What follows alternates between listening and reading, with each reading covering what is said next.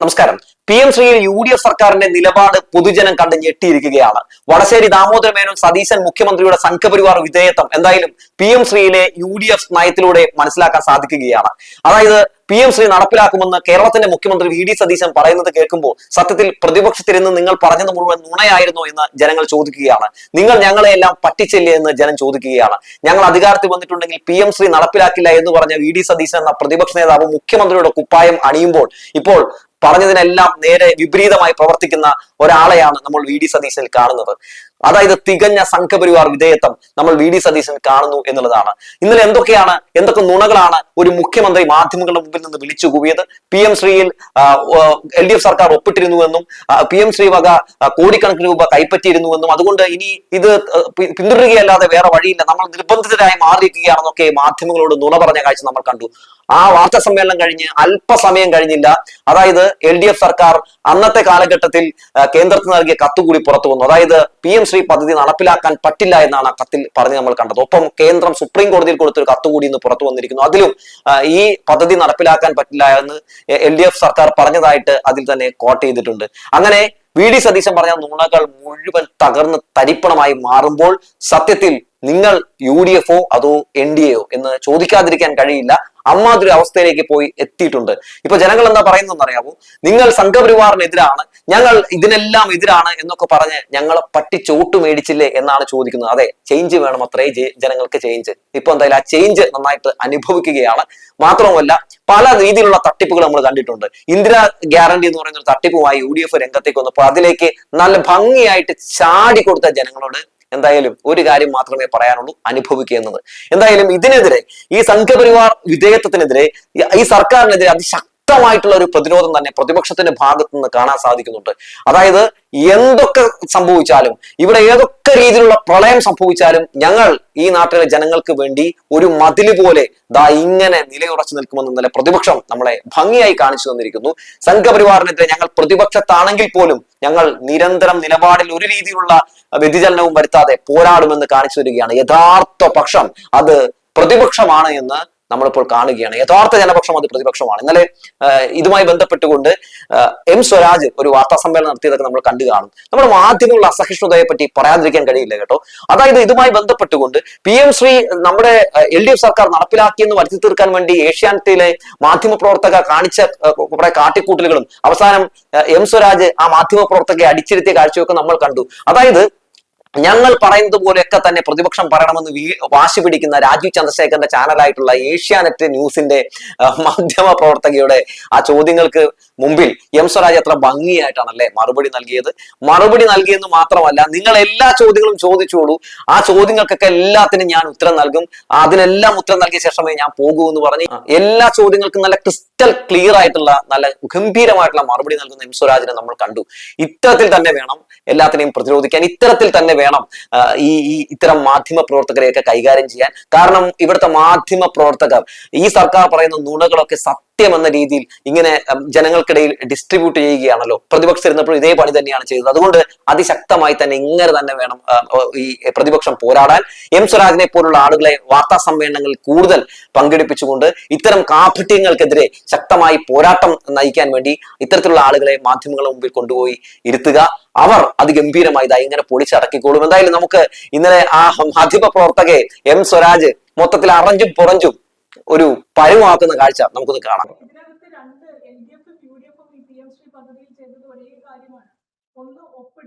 അതിനുശേഷം വരവിപ്പിക്കുന്നു എന്ന് പറഞ്ഞ് അതിനുശേഷം ഒരു മന്ത്രിസഭാ ഉപസമിതി വെച്ചു. ആ സമിതി ഒരിടത്തും എത്തിയില്ല.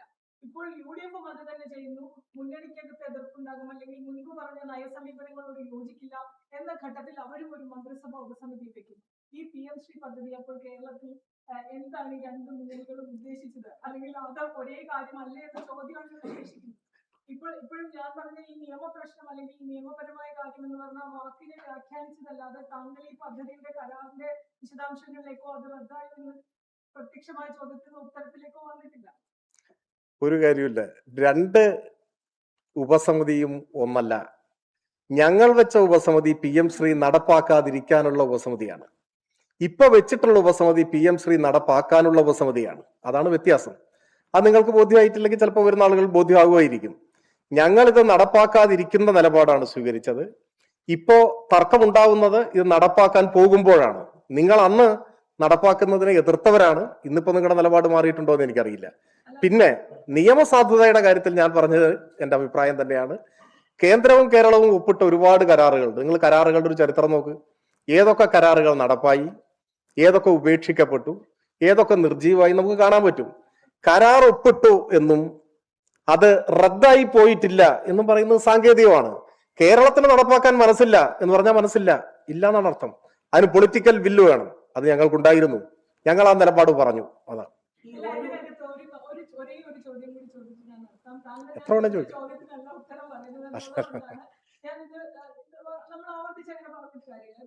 താങ്കൾ പറഞ്ഞ SSK ഫണ്ട് തടയുന്ന അല്ലെങ്കിൽ കിട്ടാതിരിക്കുന്ന ഒരു സാഹചര്യത്തിൽ PM ശ്രീ പദ്ധതിയിൽ ഒപ്പിടേണ്ടി വന്നു. അപ്പോഴും നിങ്ങൾ പറഞ്ഞ പൊളിറ്റിക്കൽ നിലപാട് സ്റ്റാൻഡ് അവിടെ നിൽക്കുകയാണ്. വിദ്യാഭ്യാസ മേഖലയിൽ കേന്ദ്ര സർക്കാർ നടപ്പാക്കാൻ ഉദ്ദേശിക്കുന്ന കാവ്യവൽക്കരണം അത് തടയും, അല്ലെങ്കിൽ അതിന് രാഷ്ട്രീയമായ ഒരു ബില്ലുള്ള അല്ലെങ്കിൽ അത്തരം ഒരാളുകളാണ് കേരളം ഭരിക്കുന്നത് എന്നുള്ള ആ ഒരു കാര്യം അവിടെ നിൽക്കുകയാണ്. ഈ SSK ഫണ്ട് കിട്ടുക എന്ന ലക്ഷ്യത്തോടു കൂടി ഒപ്പിടുമ്പോഴും ഈ ഒരു കരാറിന്റെ വ്യവസ്ഥ കൂടിയാണ്, അല്ലെങ്കിൽ കരാറിന്റെ ഭാഗം കൂടിയാണ് നിങ്ങൾ പേടിച്ചിരുന്നത്, അല്ലെങ്കിൽ നിങ്ങൾ പൊതുസമൂഹത്തെ പറഞ്ഞ് വിശ്വസിപ്പിച്ചിരുന്ന ഒരു ഭാഗം കൂടിയാണ് ഈ കാവ്യവൽക്കരണം. അതിനെ തടയാൻ നിങ്ങൾ എന്ത് മുൻകരുതലെന്ന് ഒപ്പിടുമ്പോഴും? പൊതുസമൂഹത്തെ പറഞ്ഞു വിശ്വസിപ്പിച്ചിരുന്ന എന്താ നിങ്ങൾ ഉദ്ദേശിക്കുന്നത്? അതല്ല, ഇതിന് ചോദ്യത്തിന് ഉത്തരം പറയും. ഒരു വാക്കിൽ പിടിക്കാൻ. വാക്കിലല്ല. താങ്കൾ നേരത്തെയും ഒരു വാക്കിൽ പിടിച്ചാണ് നിങ്ങൾ വിശദീകരിച്ചത്. നിങ്ങൾ കാര്യത്തിലേക്ക് പോയി. അതിനകത്ത് എന്താണ് ഇപ്പൊ ഞാൻ ചോദിച്ച ചോദ്യം താങ്കൾക്ക് മനസ്സിലാകാതിരിക്കാൻ മാത്രമുള്ള ഒരു അതൊന്നും ഇല്ലാന്നാണ് ഞാൻ ഇപ്പോഴും മനസ്സിലാക്കുന്നത്. എന്ത് മുൻകരുതലുള്ള SSK ഫണ്ടിന്റെ പേരിലാണെങ്കിലും PM ശ്രീ പദ്ധതിയിൽ കരാറിൽ ഒപ്പിടാമെന്ന് കേരളം തീരുമാനിക്കുമ്പോൾ അന്ന് ഭരിച്ച ഇടത് സർക്കാർ ഈ കാവ്യവൽക്കരണം എന്ന ഭീതിയെ തടയാൻ എന്ത് മുൻകരുതൽ എടുത്തു? അതാണ് എന്റെ ചോദ്യം. ഇപ്പൊ ചോദ്യം കറക്റ്റായി. പറഞ്ഞു വിശ്വസിപ്പിച്ചെന്ന് പറയുമ്പോൾ ഇല്ലാത്തൊരു കാര്യം നമ്മൾ പറഞ്ഞു വിശ്വസിപ്പിച്ചു എന്ന് വരും. ഇങ്ങനെ ചോദിച്ചാൽ എനിക്ക് വിരോധമില്ല. അതിനുള്ള മറുപടി ഇതാണ്. പറഞ്ഞു വിശ്വസിപ്പിച്ചു എന്ന് പറഞ്ഞാൽ നിങ്ങൾ അത് അതിന്റെ അപകടം പറഞ്ഞു ബോധ്യപ്പെടുത്തി എന്ന ചോദ്യം ആ രീതിയിൽ അങ്ങനെ വിശാലം അങ്ങനെയല്ല. രണ്ടിനും രണ്ടർത്ഥമാണുള്ളത്. അത് അങ്ങനെ വിശാലാർത്ഥത്തിൽ എടുക്കാൻ കഴിയാത്തതുകൊണ്ടാണ്. അല്ല, എന്റെ ചോദ്യം ഇപ്പൊ ക്ലിയർ ആയിട്ടുണ്ടോ? ഉത്തരമാണ്. പറഞ്ഞു വിശ്വസിപ്പിച്ചു എന്ന് പറഞ്ഞാൽ അതിന്റെ അർത്ഥം അല്ലല്ല. നിങ്ങൾ ദീർഘമായി ചോദിച്ചു, ഞാൻ മറുപടി പറയുമ്പോൾ കേൾക്കണോ? അതൊരു പരസ്പര ബഹുമാനത്തിന്റെ ഭാഗം. പറഞ്ഞു വിശ്വസിപ്പിച്ചു എന്ന് പറഞ്ഞാൽ ആ മലയാള വാക്കിന്റെ അർത്ഥം അയഥാർത്ഥമായ ഒരു കാര്യത്തെ മറ്റൊരു തരത്തിൽ വിശ്വസിപ്പിച്ചു എന്നാണ്. അല്ലെങ്കിൽ ബോധ്യപ്പെടുത്തി എന്നൊക്കെ പറയാം. അത് പോട്ടെ, നമ്മൾ ആ കാര്യം തർക്കിക്കേണ്ട ഒരു വിഷയമല്ല, അതൊരു മാറ്റർ അല്ല. കേട്ടപ്പോൾ ഞാൻ പറഞ്ഞത് മാത്രമേ ഉള്ളൂ. ഈ കാര്യത്തിൽ ചോദ്യത്തിന്റെ മറുപടി എന്ന് പറഞ്ഞാൽ എന്ത് മുൻകരുതലാണ് അല്ലെങ്കിൽ നടപടിയാണ് ഈ കാവ്യവൽക്കരണം നടക്കാതിരിക്കാൻ വേണ്ടി നിങ്ങൾ സ്വീകരിച്ചതെന്നല്ലേ ചോദ്യം. അതിന്റെ മറുപടിയാണ് ഞാൻ ആദ്യം തന്നെ പറഞ്ഞിട്ടുണ്ട്. നിങ്ങൾക്കത് വ്യക്തമാകാത്തതാണ്. ഈ പദ്ധതി നടപ്പാക്കാൻ ഉദ്ദേശിച്ചുകൊണ്ട് ഒപ്പിട്ട പദ്ധതി അല്ല എന്നാണ് മറുപടി. ന്യായം പറയുന്നതൊക്കെ വ്യക്തികൾക്ക് അനുസരിച്ചല്ല. നിങ്ങൾക്ക് ന്യായമായി തോന്നില്ല?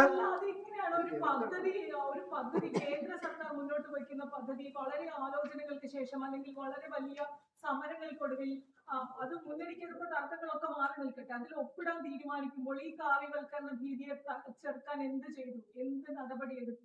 അതിലെങ്ങനെയാണ് ഒപ്പിട്ട് നടപ്പാക്കാൻ വേണ്ടി അല്ലാതെ ഒപ്പിട്ടതെന്ന് എങ്ങനെയാണ് പറയാ? നിങ്ങളുടെ അഭിപ്രായങ്ങളായി നിൽക്കട്ടെ. അതിനെ തൃപ്തിപ്പെടുത്താൻ അല്ലല്ല, പറയട്ടെ. നിങ്ങളുടെ അഭിപ്രായവും നിങ്ങളുടെ വിലയിരുത്തലും നിങ്ങൾ അതിനെ അങ്ങനെ വിലയിരുത്തുന്നു. ഞങ്ങൾ അതിനെ അങ്ങനെ അല്ല വിലയിരുത്തുന്നത്. അത് എന്തുകൊണ്ടാണെന്ന് ചോദിച്ചാൽ, ഒപ്പിട്ട ഉടനെ PM ശ്രീ പദ്ധതി നടപ്പാക്കുന്നതിന് ആവശ്യമായ തുടർ നടപടികളിലേക്ക് കടക്കണം എന്ന് കേന്ദ്രം കേരളത്തോട് ആവശ്യപ്പെടുന്നുണ്ട്. ആ ഘട്ടത്തിൽ കേരളം കൊടുത്ത മറുപടി ഉടനടി തുടർ നടപടികളിലേക്ക് കടക്കാൻ ഞങ്ങൾ ഉദ്ദേശിക്കുന്നില്ല എന്ന് പറയട്ടെ ഞങ്ങൾ ഉദ്ദേശിക്കുന്നില്ല എന്ന മറുപടി കൊടുക്കുന്നു. അതിനുശേഷം മന്ത്രിയും സംഘവും കേന്ദ്രമന്ത്രിയെ നേരിട്ട് കണ്ട് PM ശ്രീ പദ്ധതിയെ ഒരു പദ്ധതി എന്ന നിലയിൽ ഞങ്ങൾ നടപ്പാക്കാൻ ഉദ്ദേശിക്കുന്നില്ല എന്ന് അസന്നിഗ്ധമായി പറയുന്നു. പകരം ഞങ്ങൾക്ക് ലഭിക്കാനുള്ള SS ഫണ്ട്, സമഗ്ര ശിക്ഷാ ഫണ്ട് ലഭിക്കണം എന്ന നിലയും പറയുന്നു. അപ്പൊ ഒപ്പിട്ടില്ലെങ്കിൽ, പദ്ധതി നടപ്പാക്കിയില്ലെങ്കിൽ ഫണ്ട് ലഭിക്കുന്നതല്ല എന്ന് കൃത്യമായി മനസ്സിലാവുന്ന ഘട്ടത്തിൽ പദ്ധതി, അപ്പോഴേക്ക് മറ്റു പല പശ്ചാത്തലമുണ്ട്, പദ്ധതി നടപ്പാക്കാൻ ഈ MOU നിർത്തലാക്കണം എന്ന് പറഞ്ഞുകൊണ്ട് ആ പശ്ചാത്തലം വിവരിച്ചുകൊണ്ട് കത്തും കൊടുക്കുന്നു. ഈ ഒരു ഘട്ടത്തിലും PM ശ്രീ പദ്ധതി കേരളത്തിൽ നടപ്പിലാക്കാൻ പോകുന്നു എന്നൊരു നിലപാട് സ്വീകരിച്ചിട്ടില്ല. അതുകൊണ്ട് തന്നെ നിങ്ങളുടെ ചോദ്യം അപ്രസക്താണ്. നിങ്ങൾക്ക് ബോധ്യമായിക്കോണമെന്നില്ല. എനിക്ക് എന്റെ മറുപടി നിങ്ങൾക്ക് നിങ്ങളുടെ ചോദ്യമാണ്. അതുകൊണ്ടാണ് പിന്മാറേണ്ടി വന്നത്. അല്ല, അത് പഴയൊരു കാര്യമാണ്. പിന്മാറിയ കാര്യവും ഈ നിർത്തലാക്കിയ കാര്യവും തമ്മിൽ നമ്മൾ ചർച്ച ചെയ്യുകയാണ്. നിങ്ങൾ എന്തിനാണ് ഇങ്ങനെ അസ്വസ്ഥയായിട്ട് തലയൊക്കെ ആട്ടുന്നത്? ഞാൻ നിങ്ങളുടെ എല്ലാ ചോദ്യവും കേട്ട് ക്ഷമയോടെ ഇരിക്കുകയല്ലേ. ഞാൻ പറഞ്ഞല്ലോ, നിങ്ങളുടെ ഏത് ചോദ്യത്തിനും ഞാൻ മറുപടി പറയും. പിന്നെ നിങ്ങൾ തർക്കിക്കാൻ തയ്യാറായിട്ടാണെങ്കിൽ നിങ്ങൾ അതും ആയിക്കോട്ടെ, പറഞ്ഞോളൂ. പറഞ്ഞു. നിങ്ങളുടെ വ്യക്തത നിങ്ങളെ ആശ്രയിച്ചിരിക്കും. ആ, അതുകൊണ്ട് ഇപ്പൊ നമ്മളിങ്ങനെ സംസാരിച്ചാൽ ഒരുപാട് സമയം എടുക്കും. ഞാൻ തയ്യാറാണ്, കാരണം എനിക്കിപ്പോ പെട്ടെന്ന് എങ്ങോട്ടേലും പോകാനില്ല. നമുക്ക് അങ്ങനെ തുടരാം. ശരി, നിങ്ങൾ ചോദിച്ചു. ഇനി എന്തെങ്കിലും ചോദിച്ചു. വ്യക്തത നിങ്ങൾക്കുണ്ടാവില്ല, കാരണം നിങ്ങൾക്ക് ആ കാര്യത്തിൽ ഒരു നിലപാടുണ്ട്. അത് ഞാൻ അതിനെ വിമർശിക്കുകയോ ആക്ഷേപിക്കുകയോ ചെയ്യുന്നില്ല. നിങ്ങൾക്ക് ആ കാര്യത്തിൽ ഒരു നിലപാടുണ്ട്, എനിക്കതിൽ വ്യത്യസ്തമായ ഒരു നിലപാടാണ്. ഞാൻ എന്റെ നിലപാട് വിശദീകരിക്കുന്നു. നിങ്ങളുടെ ചോദ്യം കേൾക്കുമ്പോൾ തോന്നുന്നത് നിങ്ങളെ നിലപാടിലേക്ക് ഞാൻ വരണമെന്ന് നിങ്ങൾ ആഗ്രഹിക്കുന്നു എന്നാണ്. അത് നടക്കുന്ന ഒരു കാര്യമല്ലല്ലോ.